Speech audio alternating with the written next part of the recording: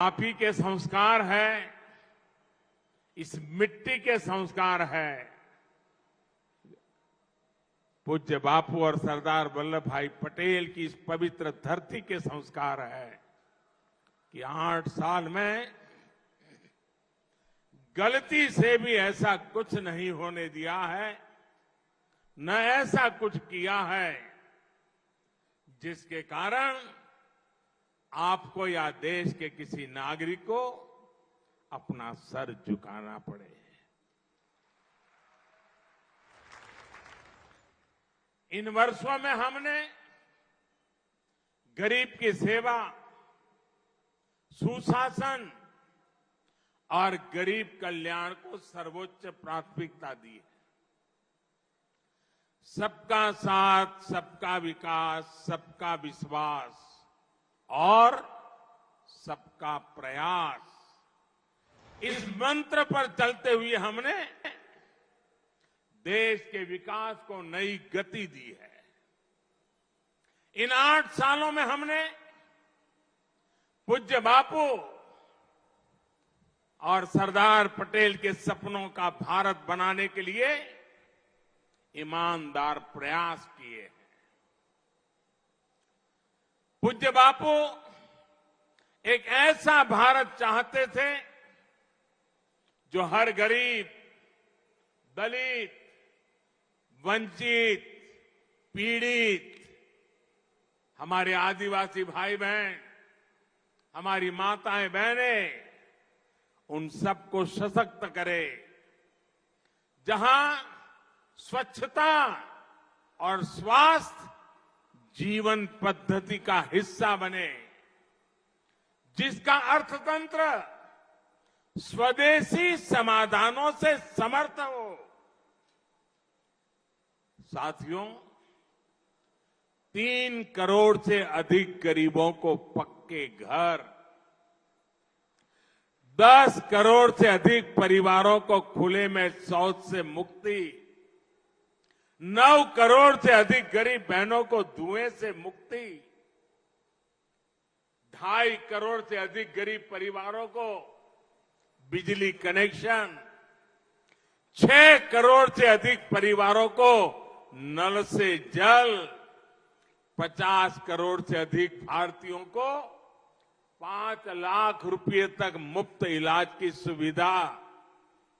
ये सिर्फ आंकड़े नहीं है मेरे भाइयों बहनों, ये सिर्फ आंकड़े नहीं है, बल्कि गरीब की गरिमा सुनिश्चित करने के हमारे कमिटमेंट के ये प्रमाण है, प्रमाण। साथियों, भाइयों और बहनों, गरीबों की सरकार होती है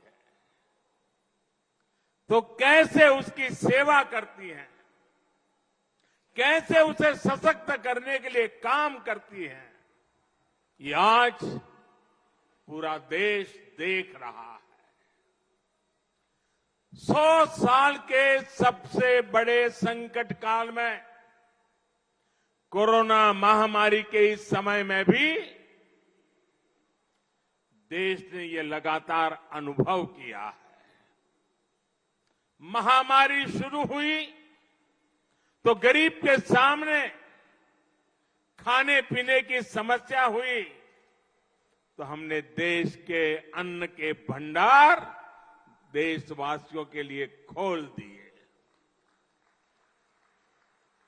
हमारी माताओं बहनों को सम्मान से जीने के लिए जनधन बैंक खाते में सीधे पैसे जमा किए, किसानों और मजदूरों के बैंक खाते में पैसे जमा किए, हमने मुफ्त गैस सिलेंडरों की भी व्यवस्था की ताकि गरीब के घर की रसोई चलती रहे, उसका घर का चूल्हा कभी बुझ न पाए। जब इलाज की चुनौती बढ़ी तो हमने टेस्टिंग से लेकर ट्रीटमेंट की सुविधाओं को गरीब के लिए सुलभ कर दिया। जब वैक्सीन आई तो हमने ये सुनिश्चित किया कि हर भारतीय को वैक्सीन लगे, मुफ्त लगे। તમારા બધાના વેક્સિન લાગ્યા છે ને? ટીકાકરણ થઈ ગયું છે ને? કોઈને કાણી પાઈ આપવી પડી છે? 1 રૂપિયો ખર્ચવો પડ્યો છે?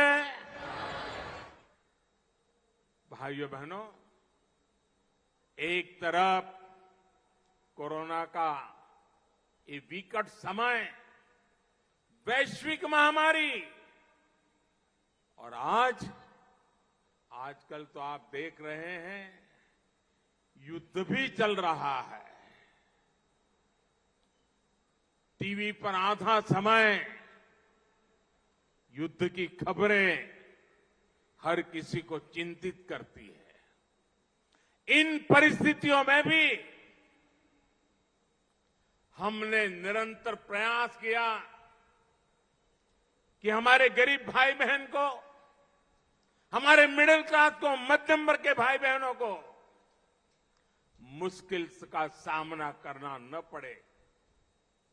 अब हमारी सरकार सुविधाओं को 100% नागरिकों तक पहुंचाने के लिए अभियान चला रही है। जो जिस बात का हकदार है उसे उसका हक मिलना चाहिए। जब हर नागरिक तक सुविधाएं पहुंचने का लक्ष्य होता है तो भेदभाव भी खत्म होता है, भ्रष्टाचार की गुंजाइश भी नहीं रहती, न भाई भतीजावाद रहता है, न जात पात का भेद रहता है। इसलिए हमारी सरकार मूलभूत सुविधाओं से जुड़ी योजनाओं को सैचुरेशन तक, 100% तक पहुंचाने में जी जान से जुटी हुई है। राज्य सरकारों को भी हम लगातार इस काम के लिए प्रेरित कर रहे हैं, सहायता कर रहे हैं। हमारा ये प्रयास देश के गरीब को, देश के मध्यम वर्ग को सशक्त करेगा, उनका जीवन और आसान बनाएगा। અને આજે જ્યારે અહીંયા જસદણમાં પહેલું સુપર સ્પેશિયાલિટી अस्पताल અને આટકોટમાં, અને મને આવ્યો તો હોસ્પિટલ જોવા જવાનો અવસર મળ્યો, બધા દાતાઓનો દર્શન કરવાનો મોકો મળ્યો, ટ્રસ્ટીઓને મળવાનો મોકો મળ્યો, અને ટ્રસ્ટીઓ મને કહ્યું છું કે સાહેબ પાછું વળીને જોતા જ નહીં, અહીં કોઈ પણ આવશે ને ક્યારેય પાછો નહીં જાય। આ ટ્રસ્ટીઓના શબ્દો, એમની ભાવના, અને એક આધુનિક હોસ્પિટલ આપણા ઘર આંગણે, હું ભરતભાઈ બોગરાને, પટેલ સેવા સમાજના સૌ સાથીઓને જેટલા અભિનંદન આપું એટલા ઓછા છે। પટેલ સેવા સમાજે સમર્પિત ભાવથી આજે જે એક મોટું કામ કર્યું છે એના માટે આપ સૌ અભિનંદનના અધિકારી છો, અને આમાંથી પ્રેરણા લઈને અનેક લોકો સમાજ માટે કંઈ ને કંઈ કરવાની ઈચ્છા રાખશે। સામાન્ય રીતે કોઈ કારખાનાનું ઉદ્ઘાટન કરવા ગયા હોઈએ,